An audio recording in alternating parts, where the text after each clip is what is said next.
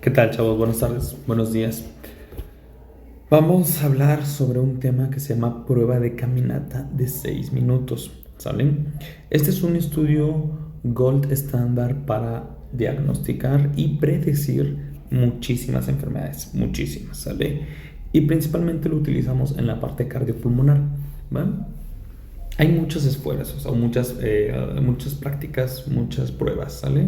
Está, por ejemplo, la prueba de caminata de 6 minutos, el sit to stand, está el go up go, está la prueba de esfuerzo cardiopulmonar, o sea, son varias. Pero esta es una muy sencillita de realizar y cualquiera la puede utilizar siempre y cuando conozcas cómo hacerla y qué hacer con esta prueba, ¿sale? Como su nombre lo dice, prueba de caminata de 6 minutos. Vamos a caminar durante 6 minutos. ¿Sale? Bien. Déjase un poquito más grande. Ahí está. ¿Qué propósito tiene? Durante 6 minutos vamos a medir la distancia que el paciente pueda recorrer lo más rápido que sea. Entonces, lo más rápido que pueda, perdón. Entonces, al paciente le vamos a decir que tiene que hacer un esfuerzo o tiene que caminar lo más rápido que pueda sin llegar a trotar y sin llegar a correr. Acuérdense, esas dos palabras siempre se las tenemos que estar recordando al paciente. Ahora bien, de acuerdo, de acuerdo a cómo el paciente camine y los metros que haga durante estos 6 minutos, vamos a tener un predicho. Este predicho nos va a decir, estas personas con estas características deben de caminar tantos metros en 6 minutos. Pero si resulta que el paciente no caminó lo que se supone que es su predicho, es ahí donde podemos empezar a ver qué está pasando con el paciente. ¿Sale? Bien, tenemos que recordar lo que evalúa esta prueba. Esta prueba nos va a ayudar a evaluar varios sistemas del cuerpo, principalmente sistema respiratorio y sistema cardiovascular, ¿sale? En conjunto el sistema cardiorrespiratorio. Después el sistema nervioso, el sistema musculoesquelético, y en base a esto nos va a decir si el paciente presenta falta de aire, que sería la disnea, o presenta fatiga muscular, que es esto como cansancio en las piernas, ¿sale?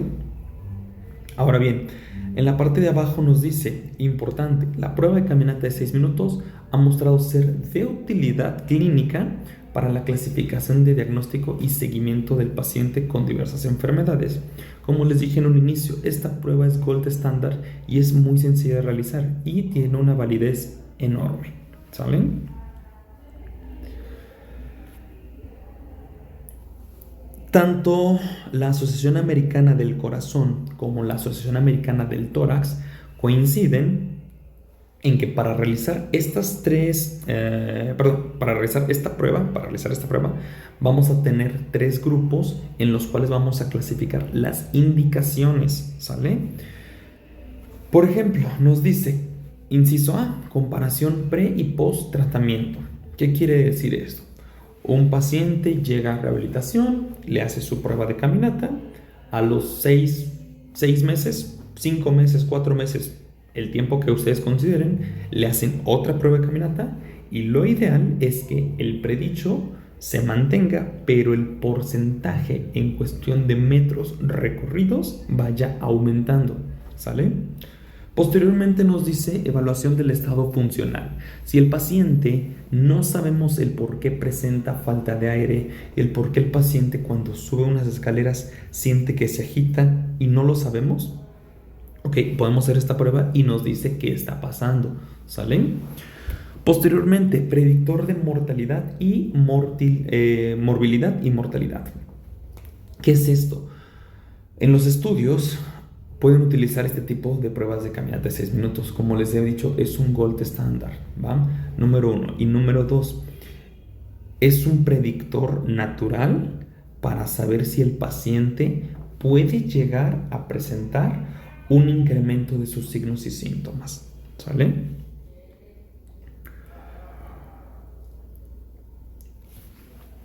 Comparaciones pre y postoperatorio, ¿va? ¿Qué es lo que nos dice? Diversas enfermedades cardiopulmonares.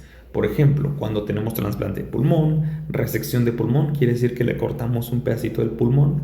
La rehabilitación cardiopulmonar, cuando tenemos pacientes con hipertensión pulmonar, insuficiencia cardíaca o disnea en estudio. Quiere decir que no sabemos el por qué se está generando esta disnea, esta falta de aire. Para eso nos puede ayudar estas indicaciones, para saber el antes y el después.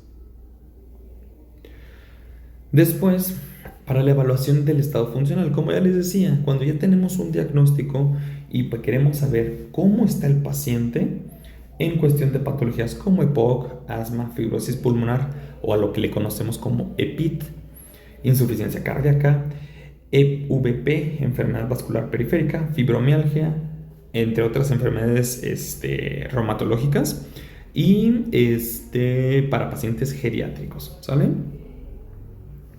Un predictor de morbilidad y mortalidad, como ya se los mencionaba, cuando tenemos el diagnóstico, cuando tenemos el diagnóstico de insuficiencia cardíaca, cuando tenemos el diagnóstico de se me salió de la aplicación. Cuando tenemos el diagnóstico de EPOC, fibrosis pulmonar, tromboembolia, asma y queremos saber cómo está avanzando el paciente, entonces utilizamos esta prueba de caminata. ¿Va? Vamos a tener dos tipos de contraindicaciones, las contraindicaciones relativas y las contraindicaciones absolutas. ¿Qué quiere decir esto? Contraindicaciones relativas quiere decir que tenemos que tener cuidado, mas no es un impedimento para realizar la prueba de caminata. Por ejemplo, estenosis arterial aórtica. ¿Qué es esto? Que la válvula aórtica del corazón no cierra completamente, por lo tanto, cuando haces un movimiento, la sangre sigue pasando o se puede regresar, ¿sale? Y eso no es muy bueno. Bueno, de hecho, no es bueno para nada. Pero es una contraindicación absoluta. Podemos realizar la prueba, solo tenemos que tener cuidado. Hipertensión arterial no controlada e incluso no diagnosticada. La sístole en 180 y la diástole en 120. Cuando lo normal, los parámetros que normalmente manejamos sería 120-80. ¿Sale? Taquiarritmia, bradiarritmia, cardiopatía hipertrófica del ventrículo izquierdo, quiere decir que el ventrículo se engrosa o crece. Embarazos complicados o avanzados de 24 semanas en adelante ya no es recomendable, ¿sale? Incapacidad ortopédica para caminar, si el paciente utiliza bastón, andadera, prótesis, no hay ningún problema. Y lo ideal es que la oxigenación no sea menor a 85 en reposo, ¿sale? Frecuencia cardíaca no mayor de 120 latidos por minuto en reposo igual, ¿sale? O sea, lo ideal es que el corazoncito esté entre 60 y 100 latidos por minuto, lo normal, ¿va?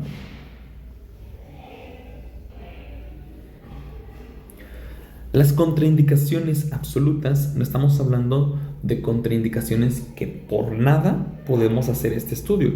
Por ejemplo, infarto agudo del miocardio reciente de 3 a 5 días, ¿sale? Síndrome coronario agudo o a lo que se conoce como angina inestable. La angina inestable va a ser dolor difuso del pecho sin una razón aparente, ¿sale? Desmayos constantemente o síncope. Endocarditis, miocarditis, pericarditis aguda. Quiere decir la inflamación de una de las 3 capas del corazón, ¿sale? Insuficiencia cardíaca no controlada en cualquiera de sus variantes, ¿va? Porque hay varias variantes o varios tipos de insuficiencia cardíaca. Tromboembolia pulmonar recientemente y edema pulmonar, ¿sale? Estas serían contraindicaciones absolutas que no nos permiten hacer este estudio. ¿Qué sí debemos de considerar para poder realizar este estudio? Muy sencillito. Primero que nada, tener un pasillo libre de interiores en el cual el paciente pueda realizar esta caminata. ¿Por qué? Porque el paciente durante los 6 minutos va a estar ida y vuelta, ¿sale? Entonces el pasillo tiene que estar libre. Punto número 2, el paciente que está siendo evaluado no es el único que está pasando por el pasillo. No pueden atravesarse durante la prueba, ni el fisio, ni el doctor, ni cualquier otra persona, o sea, nadie. El pasillo tiene que estar totalmente libre y exclusivo para el paciente. Lo ideal es que se haga en un pasillo de 30 metros. Pero lamentablemente no todas las instituciones tienen un pasillo tan grande de 30 metros, ¿va? Entonces, ¿qué es lo que hacen? Lo adaptan. Por ejemplo, yo, aquí en mi caso, hago la prueba en un pasillo de 12 metros, ¿sí? Y este pasillo o esta medida de 12 metros es lo mínimo que la guía nos dice que puede ser como válido. Lo ideal sería en 30 metros. ¿Se puede recortar las distancias? Sí, solamente ajustamos las ecuaciones y las matemáticas. Pero lo mínimo sería 12 metros. Oye, que yo tengo un pasillo de 10 metros, no, no se puede. O sea, lo recomendable serían 12 metros. Y posteriormente les voy a decir el por qué. Ahora, debe de existir una señal o marca donde inicia y donde termina, ¿va? Y posteriormente tiene que tener otra señal mínimo de 1 metro a 2, 3, 5 metros, no pasa nada, de donde ya no puede pasar el paciente. Es decir, tenemos 30 metros aquí, 30 metros para poder caminar. Y aparte de estos 30 metros, acá debe de tener 1 metro más mínimo para que el paciente pueda dar vuelta o se pueda detener en caso de que termine. Entonces, si tomamos un pasillo de 30 metros más 2 metros extra en una orilla y en la otra, sería un pasillo de 32 metros. Por eso mismo es que se puede realizar en un pasillo de 12 metros. Tienes 10 metros para que el paciente camine y tienes 1 metro a cada extremo para que el paciente dé vuelta sin ningún problema, ¿sale? Es recomendable poner marcas cada 3 metros en caso de que lo hagamos en uno de 30 metros. En uno de 30 metros, ¿sale? Un conito, un platito o una marca cada 3 metros en caso de que sea en un pasillo de 30 metros. Esto para que para nosotros sea más fácil llevar la cuenta y saber exactamente en qué punto se detiene el paciente. En mi caso, que lo hago en un pasillo más pequeño, yo pongo distancia cada 2 metros.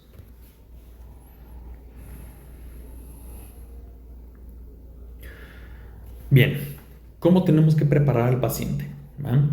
Lo ideal es pedirle que traiga ropa cómoda. ¿Por qué? Porque va a estar haciendo ejercicio aeróbico. Ligerito, pero ejercicio aeróbico. Entonces, ropa cómoda. Calzado deportivo o antiderrapante. Como va a estar caminando rápido, sin correr y sin trotar, pero también tiene que estar dando vueltas o giros como en una vuelta en U, puede llegar a resbalarse, ¿sale? Hay que remover el esmalte o el gelish de las uñas en caso de las mujeres. ¿Por qué? Vamos a utilizar un oxímetro todo el rato. Entonces, si el pulso oxímetro no detecta debido al gelish o al esmalte, la prueba nos puede dar falsos positivos o positivos negativos, ¿sale? Y pues no queremos eso, ¿vale? Ahora, en caso de que el paciente hable otro idioma, siempre tiene que estar acompañado de un intérprete, ¿sale? Después hay que explicarle al paciente el objetivo de la prueba. No nomás es decirle, vente, vamos a caminar 6 minutos y ya. No, ¿saben? En caso de que el paciente requiera oxígeno suplementario, hay que suministrárselo. Y la prueba tiene que ser con el oxígeno suplementario. Entonces, es importante tener a la mano un tanque de oxígeno al 100%. Es importante tener un concentrador de oxígeno suplementario, incluso tomas pegadas a la pared de oxígeno suplementario, ¿sale? Y lo ideal es tener una manguera mínimo de 15 metros.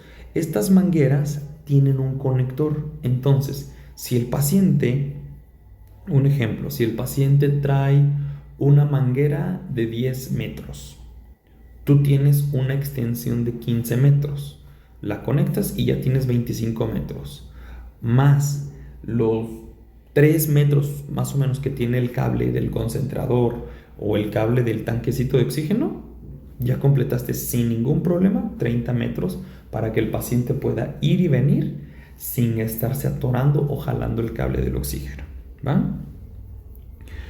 Y por último y no menos importante, hay que tener un ayuno mínimo de 4 horas. ¿Esto por qué? Si el paciente acaba de comer y lo pones a hacer ejercicio probablemente sienta reflujo o se quiera vomitar. Entonces, para evitar estos malos ratos para el pacientito, pues mejor que venga en ayunas, ¿sale? El equipo que vamos a necesitar, sí o sí, necesitamos la escala de Borg impresa, ¿va? La escala del esfuerzo percibido o de la percepción del esfuerzo, ¿sale? Yo, la que utilizo es esta, y está en grande, está como en una pancarta.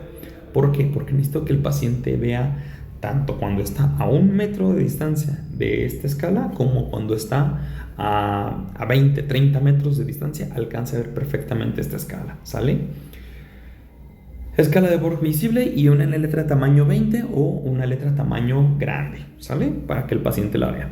Necesitamos la hoja de recolección de datos donde nosotros vamos a estar donde nosotros vamos a estar anotando y registrando qué está pasando con el paciente durante la prueba, ¿sale? Necesitamos una tabla de trabajo, esta es opcional para más cómodo. Necesitamos un cronómetro, un estetoscopio y un contador de vueltas, ¿va? Si no tenemos contador de vueltas, lo podemos sustituir estando muy al pendientes. Cada que el paciente recorre una vuelta completa, señalamos, ¿sale? Un cronómetro es esencial para medir exactamente los 6 minutos que dura la prueba y los 6 minutos posterior a la prueba. Ahorita se los voy a decir. Un estetoscopio sí o sí es una herramienta fundamental para que el paciente, si llega a presentar alguna taquicardia, algún bloqueo, algo en el corazoncito, nosotros lo podamos escuchar rápido y en el momento, ¿sale? Acuérdense que durante el ejercicio es normal que los signos vitales suban, pero ¿qué pasa si bajan? ¿Qué pasa si suben de manera desproporcional? ¿Qué pasa si bajan de manera rápida?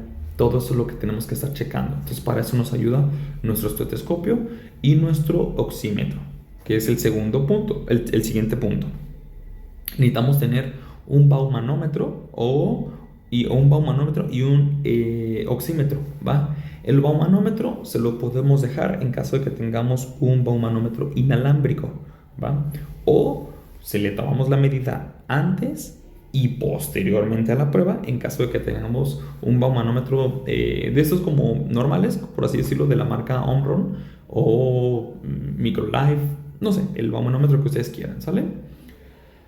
El oxímetro sí es importante que todo el rato lo traiga en el dedo durante la prueba, ¿va? Bien, tenemos que tener una silla, ¿esto en dónde? Al principio de la prueba o al principio donde el paciente va a caminar, y una silla que podamos trasladar para en cuanto el paciente termine su prueba se pueda sentar, ¿sale? Es importante tener un DEA, un desfibrilador automático de emergencia, o un carrito rojo, un carro de paro, ¿sale? No queremos que nada pase, no es una prueba peligrosa, pero sin embargo tenemos que estar preparados. Incluso la guía de la prueba de caminata de 6 minutos nos exige que tengamos un DEA o un carro de paro, ¿sale? Y obviamente el carrito de paro tiene que estar completo, ¿sale? En caso de que no tengamos un concentrador de oxígeno o un tanquecito de oxígeno al 100%, tenemos que tener acceso a una fuente de oxígeno suplementario, de esas de las que están como pegadas a la pared, como la de los hospitales. Yo utilizo un concentrador de oxígeno, ¿sale? Necesitamos tener un plan de emergencia y teléfono. ¿Qué es lo que, por qué? ¿A qué se refiere o esto por qué? Si el paciente llega a tener alguna complicación, que no sería lo ideal y esperemos que nunca les pase o nunca nos pase, necesitamos tener un plan de emergencia. ¿Qué vamos a hacer? ¿A quién le vamos a llamar de emergencia? ¿Sale? ¿Qué pasa si el paciente está caminando y de repente cae en paro? ¿Sí? ¿Qué tenemos que hacer? Ese es nuestro plan de emergencia, ¿sale? Y este plan de emergencia es personalizado y está formado en base a la institución a la cual estén trabajando o su propia institución, ¿sale? Ahora, ¿cómo se le explica al paciente que va a realizar esta prueba? Yo, Eduardo del Vivar, yo les explico de la siguiente manera, ¿va? Vamos a imaginar que aquí enfrente tengo al paciente o ustedes que me están viendo, que me están oyendo, son el paciente, ¿no? ¿Sabes qué, paciente fulanito de tal? Primero que nada, ¿Cómo te gusta que te llamen? ¿Ok? ¿Por qué? Estamos hablando y tratando con personas. Entonces, pues hay que hablarles de la manera en como les guste. ¿Sale? No, pues que yo me llamo Miguel Eduardo, pero me gusta que me digan Eduardo. Ah, ok. Paciente Eduardo. No sé, Héctor Ulises. ¿Sabes qué? Ulises no me gusta. Ni Eduardo, ni Héctor tampoco. Dime Don Contreras, ¿no? Un ejemplo, o sea, algo, no pasa nada. Como el que el paciente se sienta cómodo contigo terapeuta, al realizar la prueba, ¿sale? Entonces, retomando un poquito, yo le comento al paciente, ¿sabes qué, paciente? Número uno, ¿cómo te gusta que te llamen? No, pues peranganito de tal. Va, excelente. Fíjate, ¿habías realizado esta prueba anteriormente? Sí, no, ¿y por qué? No, pues resulta que no, porque nunca me lo habían dicho. Ah, ok, mira, bien. Esta prueba es muy sencilla, como su nombre lo dice, vamos a caminar durante 6 minutos, lo más rápido que puedas, sin llegar a trotar, sin llegar a correr. ¿Sale? ¿Dudas? No, pues que sí, no, pues que no. Excelente. Continuamos entonces. Mira, esta prueba es muy sencilla. Mientras tú estés caminando, vamos a evaluar tu sistema cardíaco, tu sistema respiratorio, tu sistema nervioso y tu sistema musculoesquelético. ¿Sale? Y aparte de eso, vamos a estar monitoreando tus signos vitales, como lo es frecuencia cardíaca, oxigenación y presión arterial. Y todo esto junto nos va a decir cómo está tu falta de aire, que sería tu disnea, y tu cansancio muscular, que sería la fatiga en las piernas. ¿Va? ¿Todo claro? No, pues que sí, no, pues que no. Bien. Cada cierto tiempo yo te voy a pedir que levantes el dedo con el que tienes el oxímetro y lo pegues al pecho. Esto para yo acercarme y ver la medida. Si lo alcanzo a ver, bueno. Si no, no hay ningún problema. Pero tú, paciente, no te detengas para nada mientras que estés haciendo la prueba, mientras estés haciendo tu recorrido. ¿Sale? Lo ideal es que no hables, no porque no puedas, sino porque el estar hablando y caminar rápido hace que te canses más. ¿Sale? Hasta ahorita, ¿alguna duda? No, pues que sí, no, pues que no. Ok. Una vez que termines la prueba, yo te voy a decir alto, me voy a acercar a ti, te voy a dar una silla, nos vamos a sentar y vamos a volver a tomar signos vitales. Y esto lo vamos a hacer 3 veces. ¿Sale? Una vez en cuanto terminemos la prueba. La siguiente vez, 2 minutos posterior a la prueba. Y la tercera vez, 5 minutos posterior a la prueba. ¿Sale? Esto porque cuando haces ejercicio tus signos vitales deben de subir. Y cuando termines la prueba debemos de ver o corroborar que tus signos vitales bajen nuevamente. ¿Va? Hasta aquí es la manera en como yo le explico a los pacientes. Palabras más, palabras menos, pero siempre trato de que no quede ninguna duda al momento de que el paciente realice la prueba. ¿Saben? Antes de empezar la prueba, les pido a los pacientes que me llenen este formulario, ¿va? Estos 2 formularios. ¿Por qué? Este formulario me dice los datos esenciales del paciente y nos dice las indicaciones y contraindicaciones, pero de una manera en que el paciente lo pueda entender. Por ejemplo, la primera pregunta nos dice, ¿ha presentado infarto recientemente de 3 a 5 días? La respuesta va a ser sí o no. Si resulta que es un sí, ahí tenemos una contraindicación absoluta. Si resulta que no, excelente, continuamos. Entonces, en este apartado yo pregunto tanto contraindicaciones absolutas, contraindicaciones relativas e indicaciones, es lo que yo estoy preguntando, para saber si el paciente es apto o candidato para realizar esta prueba. Al final de la prueba, yo voy a llenar este cuadrito que dice tiempo, hora, minuto, presión arterial, frecuencia cardíaca, frecuencia respiratoria, basal, final y posterior a 5 minutos. ¿Sale? Una vez que yo haya llenado este documento, voy a tener de manera certera qué es lo que pasó durante la prueba. Más sin embargo, esta es una recopilación extra de la base de datos, más no es el formato oficial que se le entrega al paciente y con el que ustedes también se deben de quedar. ¿Sale? ¿Y cuál es ese formato entonces? Es este. Este es el que yo utilizo. Este yo lo hice, este es el que yo utilizo. ¿Sale? Cada quien lo va a hacer personalizado o cada quien lo va a hacer a su manera, pero tiene que tener lo esencial. Número de vueltas, signos vitales, disnea, fatiga, el predicho y los datos del paciente. ¿Sale? ¿Por qué yo utilicé este y no otro? El de la guía nos sugiere, el de la guía nos sugiere utilizar uno que nos dice minuto 0, minuto 2, minuto 1, 2, 3, 4, 5, así hasta el 12, ¿sale? A mí no me gusta ese porque los pacientes no siempre, número 1, no siempre completan 12 vueltas, a veces incluso más vueltas. Número 2,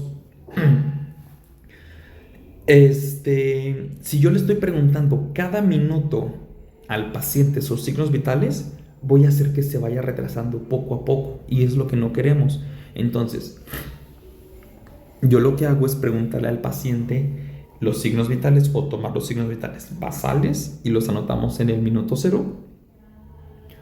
Empieza a hacer su prueba, en el minuto 2 volvemos a tomar signos vitales, en el minuto 4 y en el minuto 6, ¿sale? Yo tengo un baumanómetro que es inalámbrico, entonces sin ningún problema puedo estar tomando los 3 signos vitales que aquí puse: tensión arterial, oxigenación y frecuencia cardíaca, ¿sale? Yo personalmente voy a utilizar 3 cosas: presión arterial con el baumanómetro inalámbrico, oxigenación con el oxímetro o el oxímetro de pulso, y frecuencia cardíaca con una banda polar o una banda cardíaca. Entonces el paciente está haciendo su prueba de 6 minutos bien equipado, ¿sale? Y esto, sin que yo lo detenga, me empieza a dar resultados, ¿sale? Lo único que le voy a pedir al paciente en el minuto 2, 4 y 6 es que me diga cómo se siente de falta de aire, y ahí lo anoto según la escala de Borg. Cómo se siente de cansancio muscular, y ahí lo anoto según la escala de Borg, ¿sale? En este mismo cuestionario pongo si el paciente tiene si necesita oxígeno suplementario o no y a cuántos litros por minuto. Y posteriormente aquí nos dice: ¿el paciente se detuvo durante la prueba? Sí o no. Número de veces, porque también tenemos que registrar esta parte. ¿El paciente tuvo la necesidad de sentarse? Sí o no. Y lo anotamos. Distancia recorrida en metros durante la prueba, de cuánto del predicho, que se lo vamos a sacar, y sacamos un porcentaje. Y el predicho, el que yo utilizo, es con la fórmula de Ehring.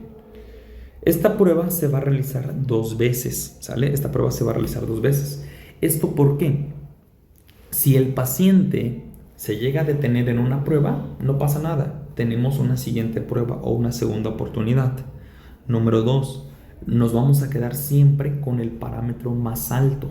Si el paciente en la primera prueba caminó 20 vueltas, pero en la segunda prueba caminó 50 vueltas, ok, nos quedamos con la que caminó 50 vueltas. Ese va a ser su mayor esfuerzo, ¿sale? Por eso es que repetimos la prueba 2 veces. Ahora bien, así se vería una prueba ya completada, ¿sale? Y obviamente en un formato de hoja membretada, pues se le entrega al pacientito su resultado ya para que se lo lleve, ¿vale? Por ejemplo, esta es una paciente femenina, por obvias razones tapé el nombre, pero nos dice nombre de la paciente, fecha de nacimiento 18/03/74, edad actual 51 años, sexo femenino, peso y estatura, ¿sí? Estos datos son imprescindibles porque en base a estos datos personales del paciente, vamos a sacar el predicho. Y el predicho sería lo que debió haber caminado en estos 6 minutos, ¿sí? Después le ponemos el diagnóstico. El diagnóstico puede ser con el que el paciente ya venga o con el que nosotros lo estemos tratando, ¿sale? En este caso, esta pacientita tiene esclerodermia, una enfermedad reumatológica, y tiene EPID, es fibrosis pulmonar, ¿sale? La fecha en la que se realiza el estudio, la frecuencia cardíaca. En este caso podemos utilizar la Batería baja. la escala de Borg la fórmula de Carbonen o la fórmula de Fox. Cualquiera de las dos, no hay ningún problema. Déjenme conectar esto que se me está descargando. Espérenme tantito, un minutito, porque ya, que si no me iba a quedar a media pila, a media plática. La escala de Fox nos dice 220 menos la edad y la fórmula de Carbonell nos dice 220 menos la edad, solamente que la desglosamos para sacar un porcentaje. Es imprescindible sacar la frecuencia o la intensidad al 85% de su 100% del corazón, ¿sale? Después le ponemos si utiliza oxígeno suplementario o no. La paciente presenta signos vitales, se le pregunta, se le toman, se le pregunta la escala de Borg, fatiga y disnea, y se le toma presión arterial, saturación y frecuencia cardíaca, ¿sale? Posteriormente el paciente va haciendo la prueba, va caminando, nosotros vamos anotando cuántas vueltas lleva y al final ponemos el total de las vueltas, que en este caso dice minuto 6, vueltas 15. ¿Cuántos metros? 300 metros camino, ¿sale? Al final ponemos si el paciente se detuvo, si necesita sentarse, cuánto es el predicho, cuánto es lo que caminó y el porcentaje, ¿sale?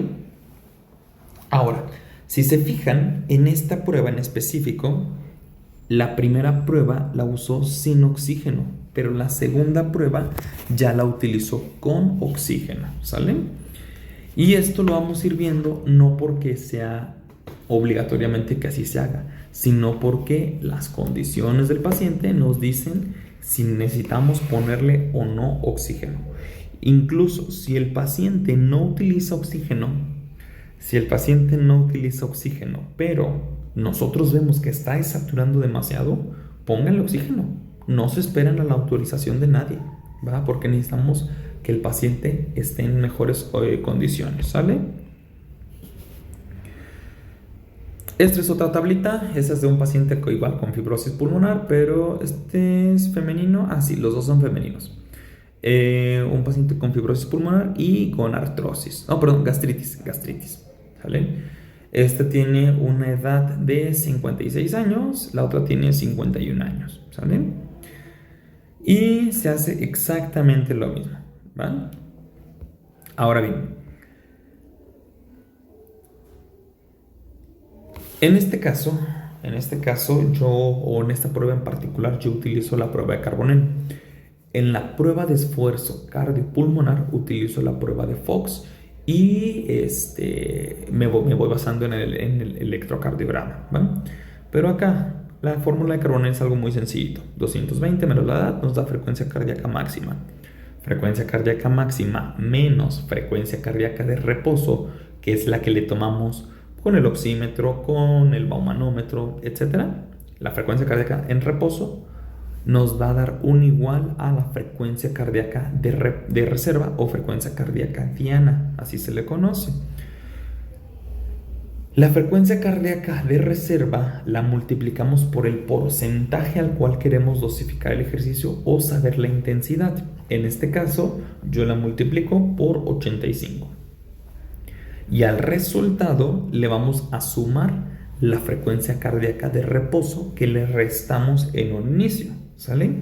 En este caso, acá ya simplificada la ecuación, nos dice 220 menos 51 igual a 169 latidos por minuto. 169, que es la frecuencia máxima, menos 87, que es la frecuencia cardíaca de reposo, nos da 82 latidos por minuto, lo cual es la frecuencia cardíaca de reserva.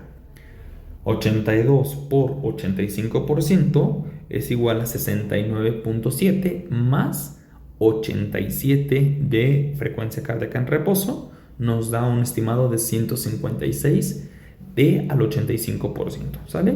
Es muy sencillito sacarla, muy sencillito. Esta tablita, metros del paciente versus o contra el predicho, esta tabla es la que nos va a ayudar a que nosotros saquemos el predicho del paciente, ¿va? ¿Cuál es el predicho del paciente? Lo que nos diga la fórmula con los datos del paciente, ¿sale?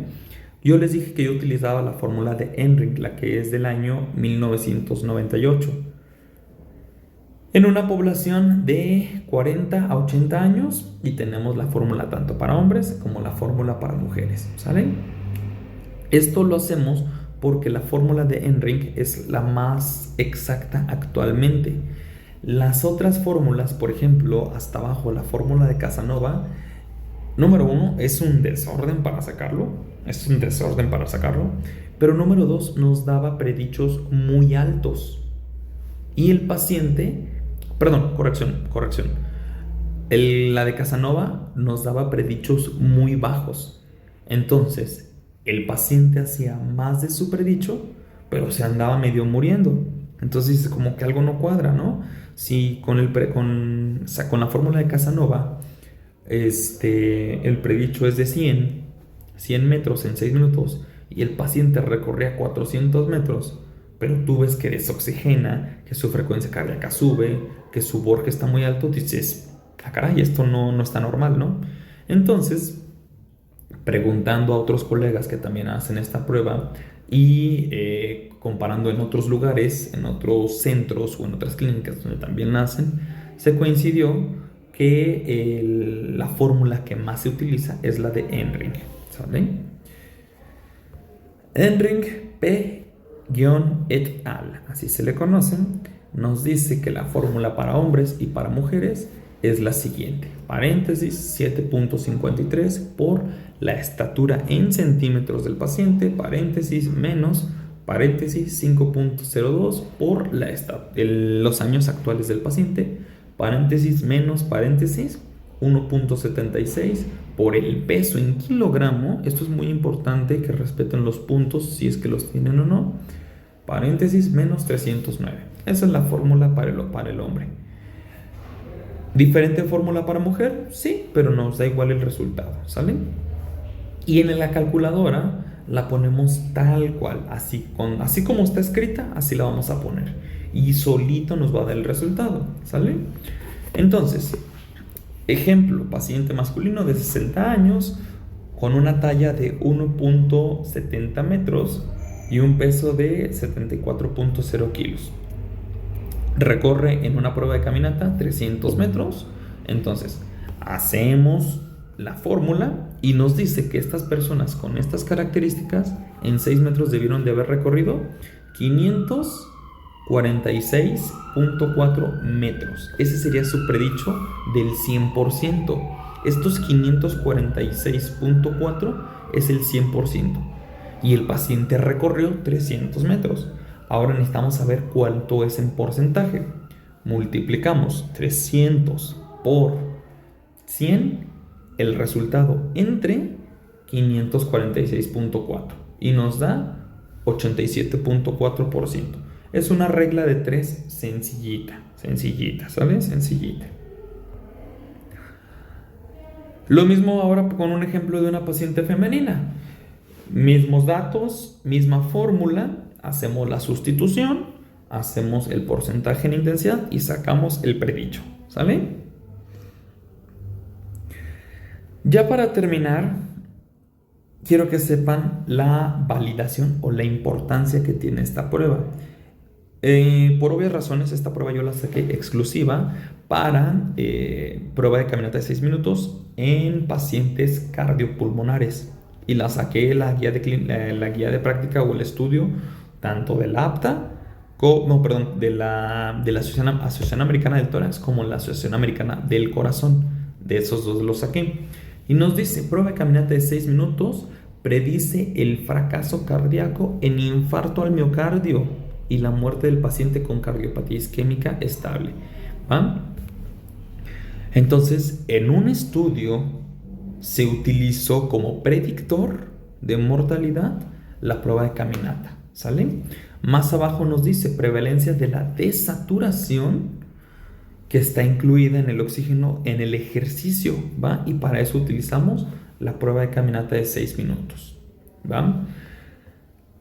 Más abajo nos dicen para el COVID y la insuficiencia cardíaca, 2 patologías, una tanto pulmonar como una cardíaca, ¿sale? Y también utilizamos la prueba de caminata de 6 minutos. Acá que nos dicen, este es para asma. La primera comparación de la prueba de la marcha de 6 minutos en niños con asma de moderada a grave. Y también es un estudio gold standard. La de abajo nos dice población con EPOC y también utilizamos prueba de caminata de 6 minutos. Este estudio está en inglés, pero es para fibrosis pulmonar y se realizó en Brasil. Fibrosis pulmonar idiopática, ¿sale? Dice 6-minute walk, distancia, marcha de 6 minutos, distancia, en pacientes en tiempo con diagnóstico de fibrosis pulmonar idiopática. Se realizó en Brasil, ¿sale? Entonces, esta prueba es indispensable para la parte cardiopulmonar y es una prueba muy sencilla de realizar. ¿Va? Y bueno, la frase que siempre les dejo, ya saben que esta frase personalmente a mí me encanta. La fisioterapia es la pasión que causa movimiento en la mente, el cuerpo y el corazón. ¿Sale? Para mí esta frase engloba todo lo que es la fisioterapia. No tenemos que quedarnos quietos, siempre hay que estar en movimiento e innovando. ¿Sale? Y pues bueno, hasta aquí es todo sobre este tema de prueba de caminata de 6 minutos. Espero que les haya gustado. Saludos.